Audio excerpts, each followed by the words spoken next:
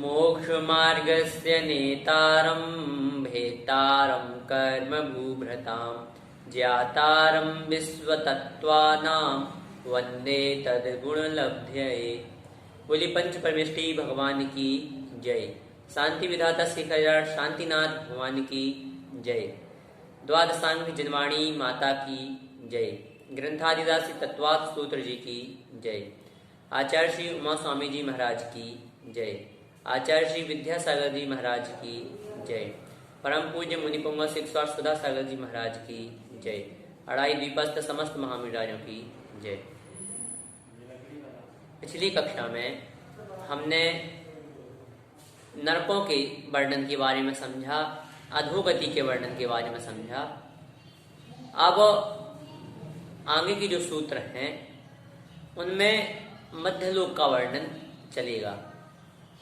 मध्यलोक के वर्णन में सबसे पहले आचार्य भगवंत सूत्र कह रहे हैं, सूत्र उच्चारित करें। जम्बू द्वीप लवणोदादयः शुभ नामानु द्वीप समुद्राः।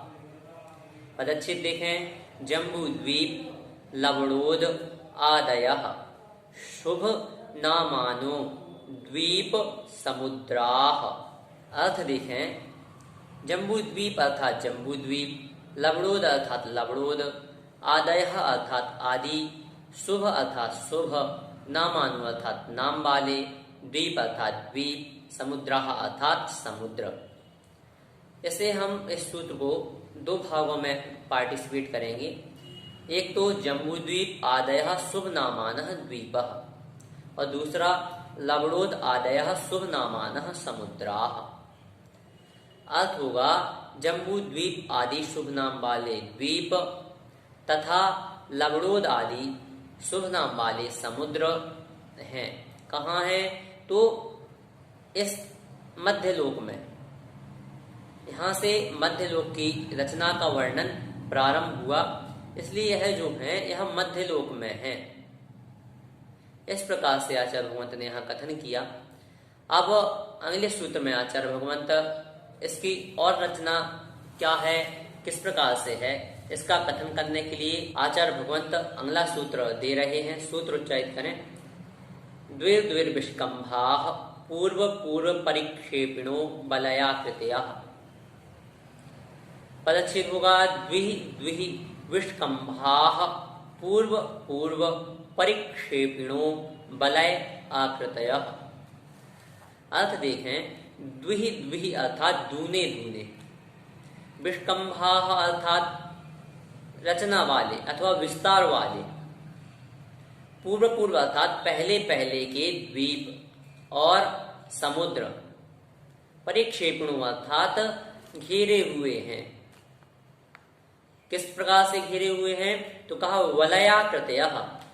बलय आकृतया, बलय का अर्थ होता है चूड़ी, आकृतयः का अर्थ होता है आकृति, अर्थात चूड़ी के आकार के समान।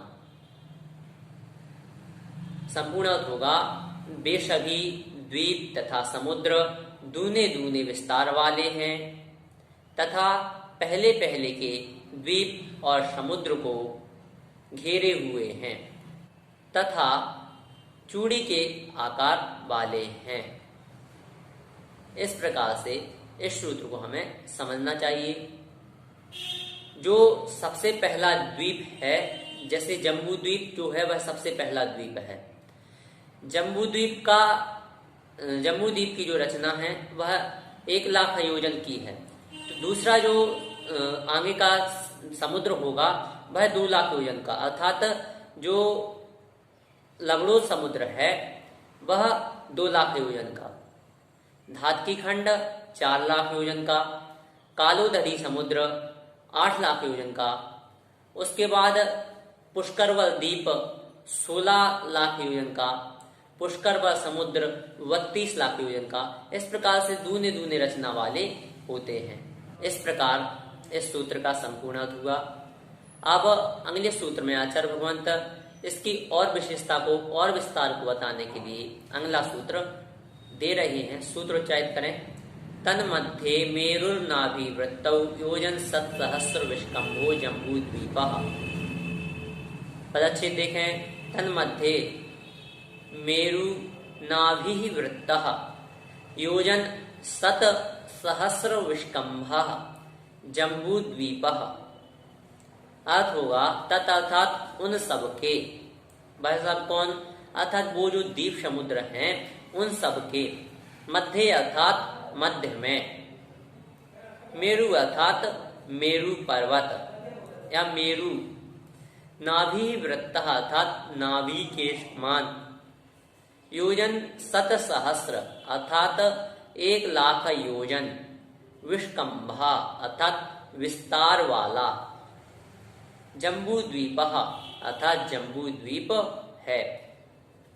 अर्थ देखें, उन सबके मध्य में 1,00,000 योजन विस्तार वाला जम्बू द्वीप है, जिसके मध्य में नाभि के समान मेरु पर्वत है। जम्बू द्वीप क्या है? जम्बू द्वीप नाम इसका क्यों पड़ा? तो जम्बू वृक्ष से उपलक्षित होने के कारण इसे जम्बू द्वीप कहा जाता है, अथवा जम्बू वृक्षों के होने के कारण इसे जम्बू द्वीप यह संज्ञा प्राप्त हुई। अब इसमें जो मेरु पर्वत है, इस मेरु पर्वत के बारे में ज्ञान करते हैं। तो मेरु पर्वत क्या है, इसका विस्तार कितना है? तो ऊंचाई जो है इसकी ऊंचाई 1,40,000 योजन है, जिसमें 1,000 योजन की जमीन है जो कि खर भाग में होती है। जो हमने रत्न प्रभा पृथ्वी के 3 भाग पढ़े थे, खर भाग, पंख भाग और बहुल भाग, उसमें खर भाग की मोटाई 16,000 योजन थी। उसमें 15,000 योजन तो नरक की मोटाई है, तथा 1,000 योजन जो मोटाई है वह इसकी जमीन अथवा जड़ है, तथा 40 योजन की चूलिका है। इस प्रकार से 99,000 योजन समतल भूमि वाला यह पर्वत है। इस प्रकार से इस पर्वत की लंबाई चौड़ाई होती है। इसके बारे में और विशेष ज्ञान करने के लिए हम एक और वीडियो बनाएंगे, जिसमें आप इसके बारे में अच्छे से समझ सकते हैं।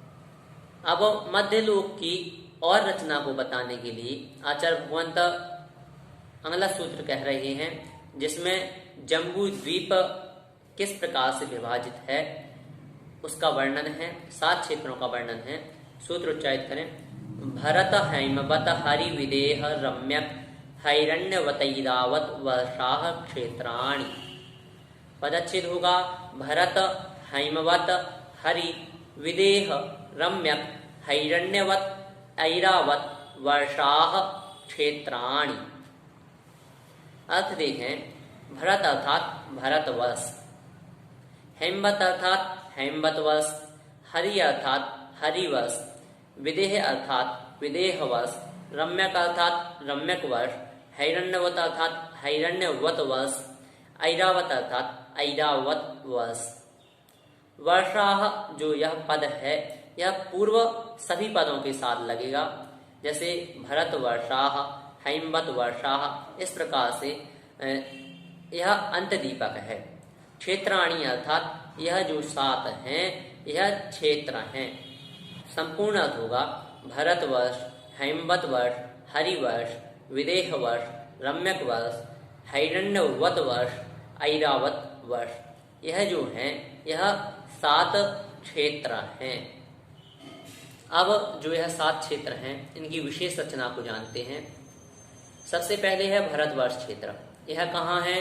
तो हिमवान पर्वत के दक्षिण भाग में, और 3 समुद्र से घिरा हुआ है, पूर्व समुद्र, पश्चिम समुद्र तथा दक्षिण समुद्र। इस प्रकार 3 समुद्रों से घिरा है, तथा गंगा, सिंधु और विजयात पर्वत से विभाजित होने के कारण 6 भागों में बटा है।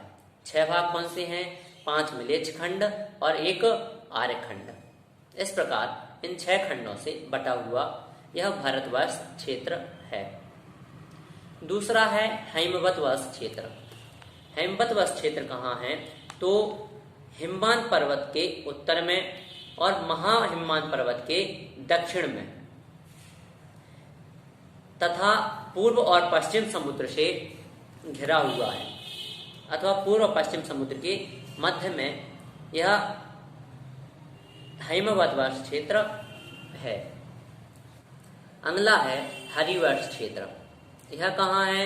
तो निषद पर्वत के दक्षिण में तथा महाहिमवन पर्वत के उत्तर में तथा पूर्व और पश्चिम समुद्र से घिरा हुआ है।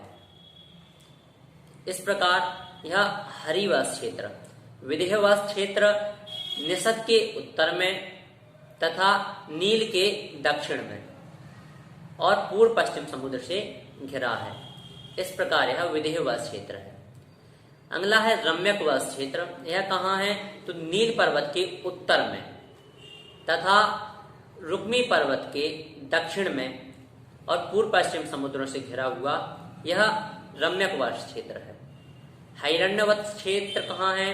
तो रुक्मी पर्वत के उत्तर में और शिखरिन पर्वत के दक्षिण में तथा पूर्व और पश्चिम इन दो समुद्रों के बीच यह हिरण्यवत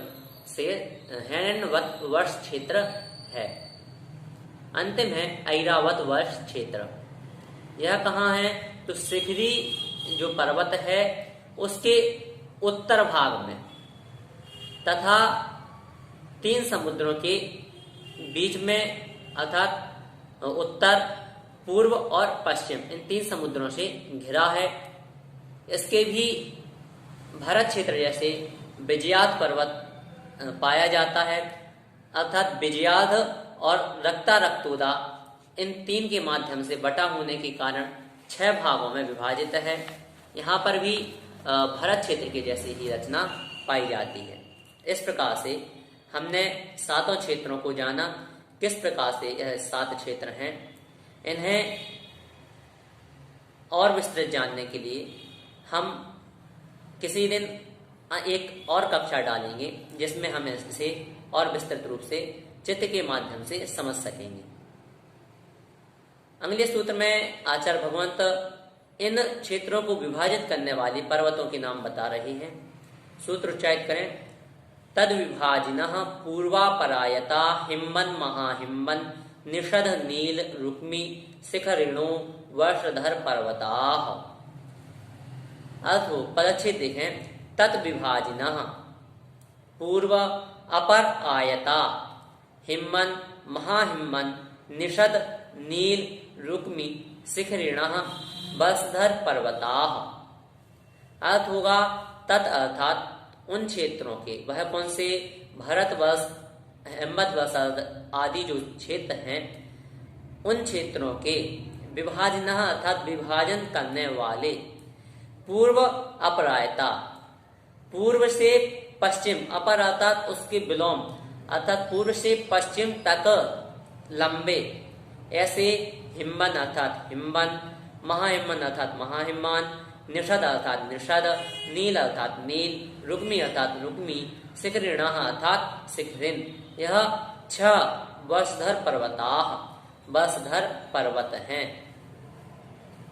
संपूर्ण अर्थ होगा उन क्षेत्रों का विभाजन करने वाले पूर्व से पश्चिम तक लंबे हिमवन, महाहिमवन, निषद, नील, रुक्मी, शिखरिन यह 6 पर्वत वर्षधर पर्वत होते हैं। यह जो 6 पर्वत हैं यह कहाँ किस प्रकार से स्थित हैं इसे जानें। तो सबसे पहला जो पर्वत है हिमवान पर्वत, यह भरत और हेमवत क्षेत्र की सीमा को विभाजित करता है तथा इसकी ऊंचाई 100 योजन की है। दूसरा पर्वत है महाहिमवान पर्वत। यह हेमवतवर्ष तथा हरिवर्ष की सीमा को विभाजित करता है। इसकी ऊंचाई 200 योजन है। अगला जो पर्वत है वह है निषद पर्वत। यह विदेह तथा हरिवर्ष की सीमा को विभाजित करता है। इसकी ऊंचाई 400 योजन है। अगला पर्वत है नील पर्वत। यह विदेह वर्ष तथा रम्यक वर्ष की सीमा को विभाजित करता है। इसकी भी ऊंचाई 400 योजन है। अगला जो पर्वत है वह है रुक्मी पर्वत। यह रम्यक क्षेत्र तथा हिरण्यवत वर्ष क्षेत्र की सीमा को विभाजित करता है तथा इसकी ऊंचाई 200 योजन है। अंतिम जो पर्वत है वह है रुक्मी पर्वत। यह हिरण्यवत वर्ष क्षेत्र तथा ऐरावत वर्ष क्षेत्र की सीमा को विभाजित करता है तथा इसकी ऊंचाई 100 योजन है। इस प्रकार से इन पर्वतों की ऊंचाई तथा रचना के बारे में जाना। अब अगले सूत्र में आचार्य भगवंत इन पर्वतों के विशेष वर्णन के लिए सूत्र दे रहे हैं, जिसमें इन पर्वतों के वर्ण का वर्णन आएगा। वर्ण अर्थात रंग का वर्णन आएगा। सूत्र उच्चारित करें। हेम अर्जुन तपनीय वैडूर्य रजत हेममयाः। पदच्छेद देखें। हेम अर्जुन तपनीय वैडूर्य रजत हेममयाः। अर्थ होगा हेम अर्थात सोना, अर्जुन अर्थात चांदी, तपनीय अर्थात तपाया गया सोना, वैडूर्य अर्थात वैडूर्य एक मणि विशेष का नाम है, तो वैडूर्य मणि, रजत अर्थात चांदी, हेम अर्थात सोना, मयाह अर्थात मया है, सहित है। संपूर्ण अर्थ होगा यह छहों पर्वत क्रम से सोना, चांदी, तपाया हुआ सोना, वैडूर्य मणि, चांदी और सोने के समान वर्ण वाले हैं अथवा इनसे सहित हैं। इस मय शब्द से दोनों प्रकार से अर्थ ग्रहण किए जा सकते हैं। किस प्रकार से हम देखें तो सबसे पहला जो पर्वत है हिमवन, यह पर्वत सोने के वर्ण वाला है अथवा सोने मय है। दूसरा महाहिमवन पर्वत, यह चांदी के वर्ण वाला अथवा श्वेत वर्ण वाला है अथवा चांदी के समान है या उससे सहित है। अगला है निषद पर्वत, यह तपाए गए सोने के वर्ण वाला अथवा उससे सहित है या उस समान है। अगला है नील पर्वत, यह वैडूर्य मणि के समान कांति वाला है अथवा वैडूर्य मणि से सहित है। अगला है रुक्मी पर्वत, यह चांदी के समान श्वेत है अथवा चांदी के समान वर्ण वाला है या चांदी मय है। अंतिम जो पर्वत है वह है शिखरिण पर्वत, यह सोने के समान है, सोने के वर्ण वाला है अथवा सोने मय है। इस प्रकार से यह सूत्र हमने समझा। आज हमने 6 सूत्रों के माध्यम से जम्बूद्वीप की रचना को तथा मध्यलोक की रचना के बारे में जाना। जम्बूद्वीप लवणोदादयः शुभनामानो द्वीप समुद्राः द्विर्द्विर्विस्कम्भाः पूर्व परिक्षेपणो बलयाकृतयः तन्मध्ये मेरुनाभिवृत्तौ योजन सत्सहस्र विस्कम्भो जम्बूद्वीपः भरत हैमवत हरिविदेह रम्यक हैरण्यवतैरावत वर्षाः क्षेत्राणि तद विभाजिनः पूर्वापरायता हिम्मन महाहिम्मन निषद नील रुक्मी शिखरिणो वसधर पर्वताः हेमार्जुन तपनीय वैडूर्य जजत हेममयाः। इस प्रकार से आज हमने 6 सूत्रों के माध्यम से जाना। इस संदर्भ में यदि आपकी कोई जिज्ञासा है तो आप हमें YouTube चैनल पर कमेंट के माध्यम से बता सकते हैं अथवा हमारे WhatsApp नंबर पर भी आप हमें अपनी जिज्ञासाएं भेज सकते हैं। जय जिनेंद्र।